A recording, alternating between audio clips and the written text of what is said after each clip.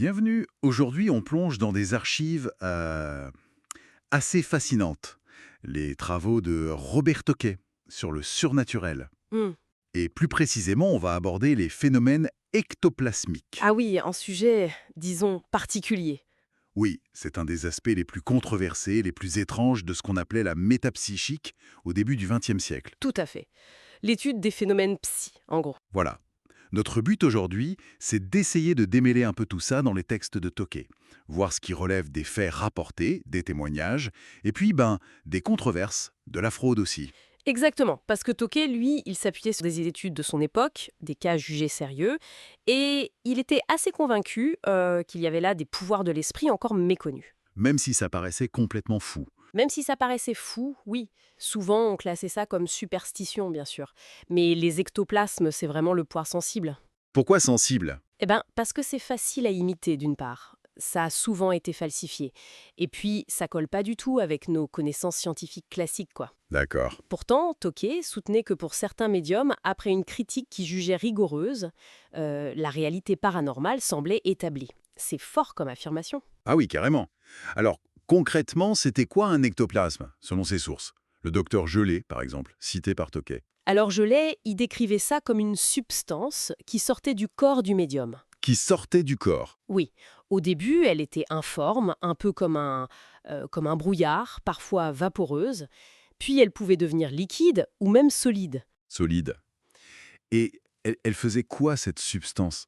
Eh bien, elle pouvait s'organiser, prendre des formes diverses, des mains souvent, des visages aussi, parfois même des silhouettes entières ou des animaux selon les récits. Des animaux? C'est assez incroyable. Oui. On appelait ça des matérialisations. Et apparemment, c'était très photogénique, facile à photographier, voire lumineux parfois. D'accord. Et Tocqué, il avait des exemples précis de médiums? Oui, il en cite 5 qu'il considère comme authentiques téléplastes. C'est le terme qu'il utilise. Téléplastes. Oui, capable de modeler cette matière à distance en quelque sorte. Même si, et il le précise bien, certains ont été suspectés de fraude ou ont même avoué avoir triché parfois. Ah donc c'est ambigu quand même. Très ambigu. Les noms qu'il retient, c'est Daniel Douglas Home, Eusapia Palladino, Guzik, Kluski et Rudy Schneider. Et il insiste, faut pas tout jeter juste à cause des soupçons ou des fraudes occasionnelles. Prenons Home, par exemple. Daniel Douglas Home. Il y a ce physicien connu, William Crookes. Oui, un scientifique reconnu, membre de la Royal Society. Voilà. Crookes a décrit avoir vu des mains se former. À partir d'un nuage vaporeux. C'est ça, des mains parfois froides, comme mortes, disait-il, et parfois chaudes, vivantes, capables de serrer sa propre main. Incroyable. Ouais. Avant de se dissoudre à nouveau en vapeur. Et il y a cette histoire assez folle, aux Tuileries, devant Napoléon III. Ouais. Ah oui, l'anecdote de la petite main qui serait apparue et aurait écrit quelques lignes, soi-disant un autographe de Napoléon Ier. Bon, là on est dans le spectaculaire, hein. Oui, clairement. Mais un détail important pour Remy, il opérait souvent en pleine lumière, Tout à fait. ce qui est un argument souvent avancé en sa faveur, contrairement à Eusabia Palladino par exemple. Elle, c'était différent. Oui, elle produisait des phénomènes plus variés, mais souvent dans l'obscurité ou une lumière très faible. Et elle a été surprise plusieurs fois en train de tricher. C'est ça qui est déroutant. Donc, fraude avérée. Fraude avérée dans certains cas. Mais en même temps, des chercheurs comme le professeur Morcelli ont assisté à des séances contrôlées où ils ont observé des choses qu'ils n'expliquaient pas. Comme quoi, par exemple? Des formes incomplètes, des têtes qu'on sentait bouger derrière un rideau, ou même des apparitions complètes comme une figure de géant ou une femme avec un enfant. Hmm.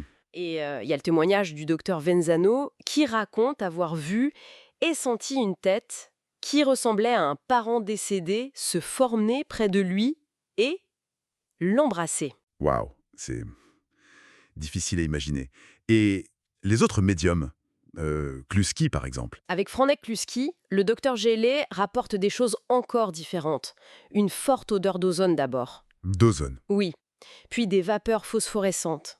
Et ensuite, l'apparition de visages et de mains très bien formés, parfois autolumineux. Et Gelé, il a essayé de prouver ça, non? Et- Oui, avec des moules. Exactement. Il a obtenu des moules en paraffine de membres matérialisés. Et pour lui, la preuve d'authenticité, selon ce que rapporte Tocqué, c'était une analyse chimique. Qui montrait quoi? Elle aurait détecté du cholestérol mélangé à la paraffine, une substance qui, selon Guélet, ne pouvait venir que du médium pendant la séance. C'était une tentative d'apporter une preuve matérielle, assez poussée pour l'époque. Intéressant comme approche. Et il y a eu d'autres tentatives d'utiliser des instruments? Oui, notamment celle du docteur Osty avec Rudi Schneider. Ça, c'est une approche plus instrumentale, on va dire. C'est-à-dire? Osty a utilisé des rayons infrarouges et il a détecté une substance invisible projetée par le médium quand il essayait de faire bouger des objets à distance, la télékinésie. Une substance invisible mais détectable par infrarouge. Voilà, elle absorbait l'infrarouge mais pas la lumière visible, et elle semblait liée à l'état psychique du médium.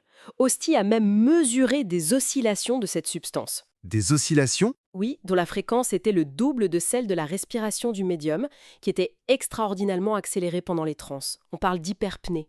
Ah oui, d'accord.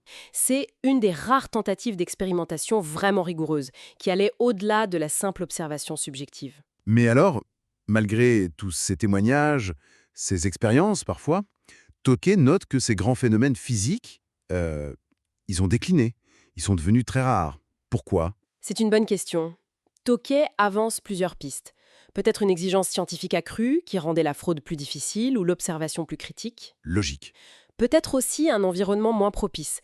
Les cercles spirites du début du siècle, c'était une ambiance particulière, très suggestive aussi. Et puis, il y a cette idée un peu étrange, avancée par certains. Ces facultés psy, comme on les appelle parfois, seraient un résidu archaïque de l'évolution humaine. Un résidu archaïque. Oui, quelque chose qui régresserait avec le développement de l'intelligence, du langage. Une idée assez spéculative, bien sûr. Et puis, il y a toujours la question de la fraude, omniprésente, j'imagine. Ah bah oui, absolument.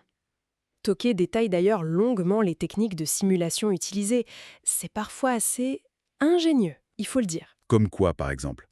L'utilisation de gaz fines, de mousseline cachées dans les cavités du corps et parfois régurgitées. C'était le cas célèbre d'Evacé. Des accessoires apportés par des complices, des faux membres articulés. D'accord. Donc, la frontière entre un phénomène authentique, si tant est qu'il existe, et un tour d'illusionnisme. Elle est extrêmement mince et très très complexe à établir, surtout rétrospectivement. Alors, au final, qu'est-ce qu'on retient de cette plongée dans l'étrange monde de l'ectoplasmie? On a des récits stupéfiants, parfois par des scientifiques sérieux, Oui, qui côtoient une histoire marquée par la fraude, le doute, le scepticisme. c'est exactement ça. On a eu des tentatives d'objectivation, la photographie, les fameux moules, les rayons infrarouges. Mais le phénomène lui-même, ces matérialisations spectaculaires, semble s'être raréfié, voire évanoui, ce qui nous laisse face à une énigme finalement. Tout à fait.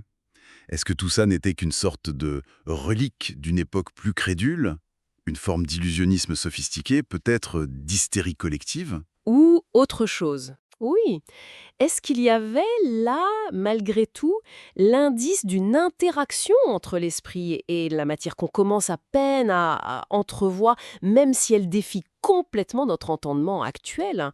C'est vertigineux comme question. Et la pensée finale de Tokay, elle est intéressante à ce sujet, non? Oui, il suggère quelque chose comme peut-être que c'est à notre intelligence de s'adapter à l'univers, plutôt que de vouloir absolument que l'univers rentre dans les cadres de notre compréhension limitée. Une réflexion à méditer, effectivement, pour élargir un peu nos perspectives.